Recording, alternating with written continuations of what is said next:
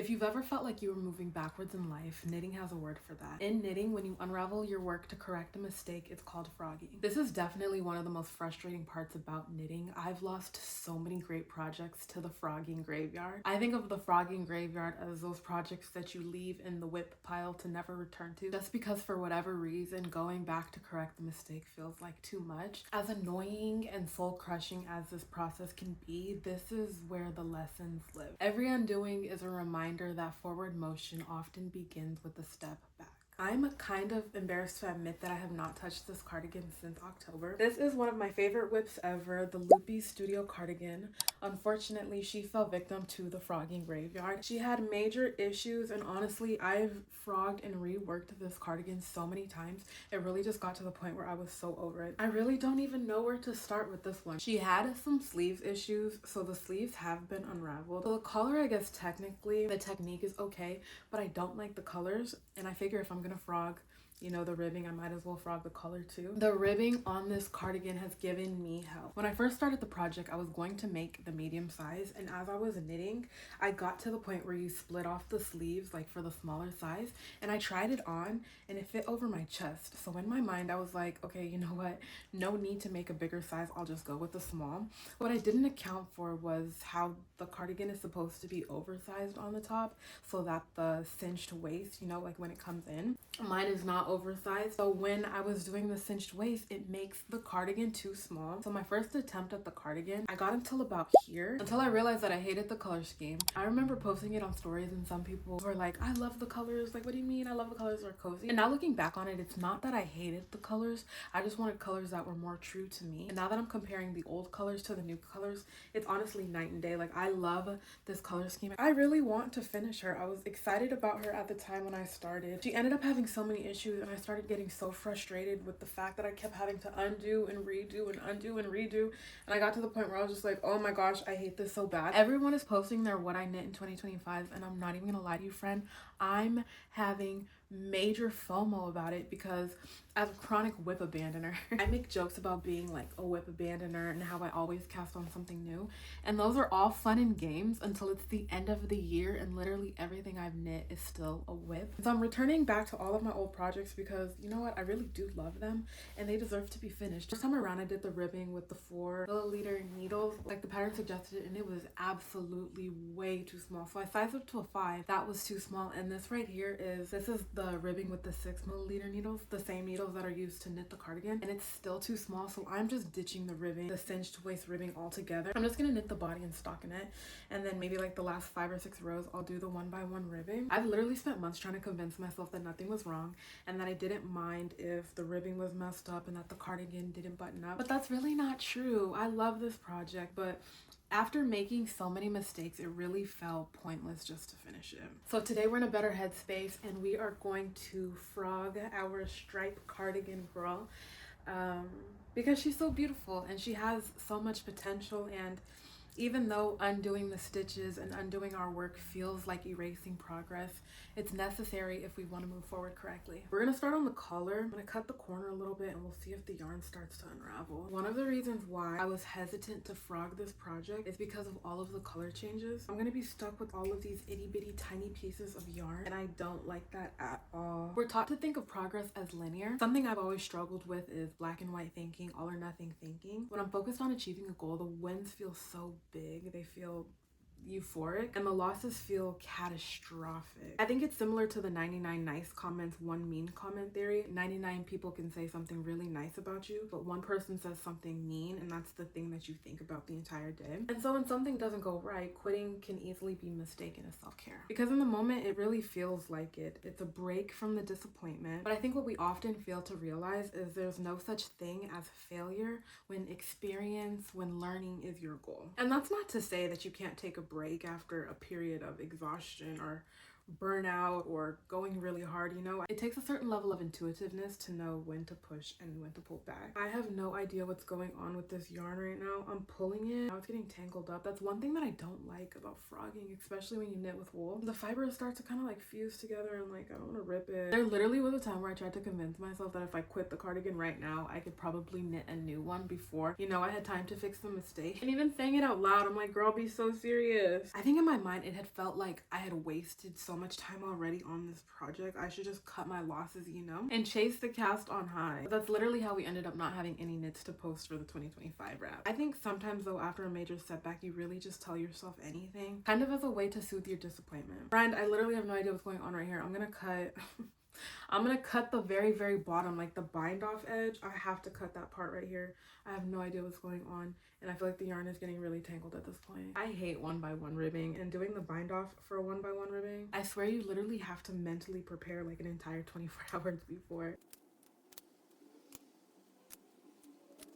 I literally had to cut the bind off part like completely off. Finally, I found the tail for this one. I think a lot of the shame in frogging comes from feeling like you should know better, or if I was a better artist, I wouldn't have made that mistake. When I look back on it now, it feels obvious, like an obvious mistake, but it was not obvious at the time, and it's only obvious now because I made the mistake. Also, it's so embarrassing when you have to rework the same section over and over. I literally reworked this cardigan like 3 times and it still needs to be refrogged. But this frustration isn't unique to knitting. It's the same feeling we feel when life asks us to redo things. Okay, so we frogged the collar all the way. A majority of this yarn it's all either Cascade 220 or Malabrigo. I had actually used this yarn to make something else, but I wasn't wearing it, and so I unraveled it so that I could use the yarn for this one, and I just love how all the colors look together. These colors are very me. I feel like it even like matches my room a little bit. So now that the collar has been completely frogged, we have to tackle literally the reason why it's been on the whip pile since October. This ribbing is something else. Not only do I have to unravel it, but I'm gonna have to catch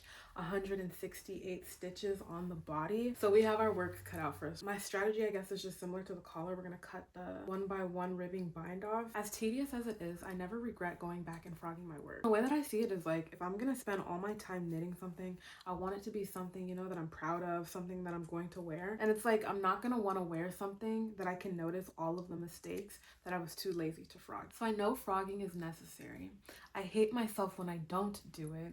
So why is it that every time it happens, why does it feel like Everest? Our perspective has everything to do with how we view our setbacks. And when we view our setbacks from an emotional lens, they tend to feel a lot heavier than they are. Not to diminish the weight of them in the first place, but I know for me, if like a couple of things start going wrong, it feels like everything is going wrong instead of a couple things just went wrong, and that's how it is. When you equate regression to failure, it makes sense why you'd be hesitant to frog, even when that is the best choice. I was trying not to cut like the green colors, but it's honestly so close to each other. I don't think I'm gonna do the bottom, like the bind off in this dark gray color. I think it's too harsh. Same on the color. I didn't like the green, but I also didn't like the gray. I don't know if I have any more of this brown yarn. That's the only thing about this project. It's a scrap yarn project. I don't have much left of the yarn that I'm using, and I don't want to introduce any colors at this point. This 1x1 rib is vicious. I hate this.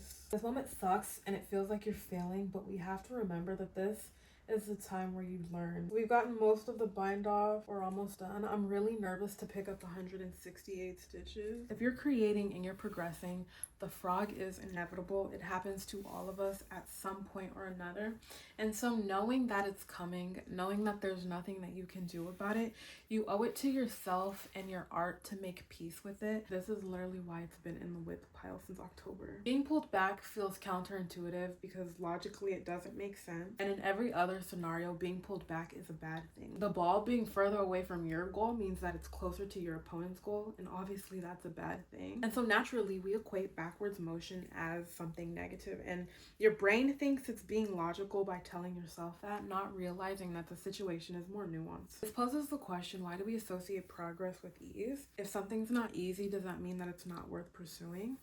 And if that's the case, does that mean that I shouldn't have started the cardigan in the first place? And if we never started anything because it was too difficult, What does that say about us? If we apply that logic every single time the process gets difficult, how can we ever expect progress to show up? A lot of our fear surrounding regression, I think, has to do with how we think it's perceived by others. So on the outside, all you see is that I've been frogging and knitting and reworking the same section for months, and it feels kind of embarrassing because you know on the outside it looks stagnant. But the part that you don't see is the patience that I earned after the second frog, or how after frogging for the fourth time, I genuinely believe that there's no mistake that's too big for me to fix. It takes a while to accept that frogging is a part of the process, but I think just being aware of it and understanding that your regression is not a reflection of you, but rather just this specific season that you're in, it allows you to be a little bit kinder to yourself as well. Like an arrow, I must be pulled back in order to prepare for my life-changing launch.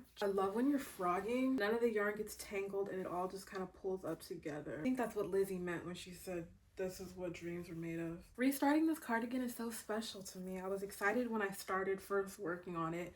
I lost my passion after so many errors, but now that I'm starting to fix her mistakes, I'm getting re-excited about the project. At the beginning of the frog, when you're at the base of the mountain and you're looking up at everything that you have to do, it can feel so overwhelming. The joy and relief that I feel now that I've made it through the seemingly impossible task of undoing weeks worth of work, I always forget how great this feeling feels. I feel this relief every single time I take the time to go back and frog my project. Somehow every time when it comes to frog, I forget what that feeling is like, and I approach it from a position of dread and something that I hate doing, instead of thinking how much better I'm going to feel about myself, about my art, once I take a step back to fix what's not working. Allowing yourself to work through the frog is important as an artist. There's so many things you can't see until you take a step back. I think also taking a moment to reflect, why is this important to me, makes the frog bearable. Being intentional with our energy and what we spend our time creating, it's important, and in the context of knitting and in art,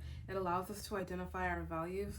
And I think when you can name why something is important to you, having to go back and fix a mistake, a regression might not feel as detrimental, because you understand that achieving this thing is going to happen regardless, and if this is a part of the process, then so be it. So this is the frogging of the ribbing so far. I'm gonna frog it up until maybe like this dark gray color, and then I'm gonna try to start picking up the stitches with the needle. The more I frog, the more attached I feel to this piece. You spend so much time looking at the details, you grow a new appreciation. I think this is when your art stops feeling like a pretty tangible object and it starts feeling like a part of your identity. It's like I've given so much of myself to this knit, and now you're telling me I have to frog back everything I've done for the last week. It feels like a personal attack. The quiet beauty of regression is that this stage makes us closer to our art. I'm literally so terrified to pick up these 168 stitches. I picked up more than half the stitches, I think, at this point. We're making pretty good progress.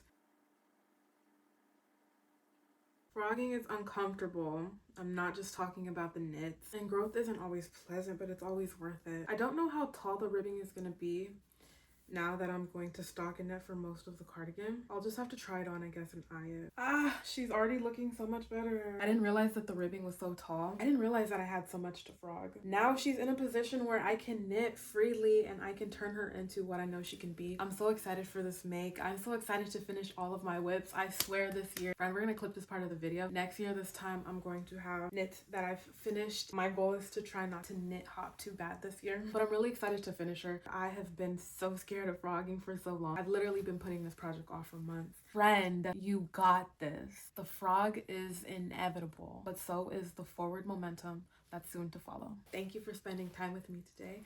I will see you next Sunday. Bye.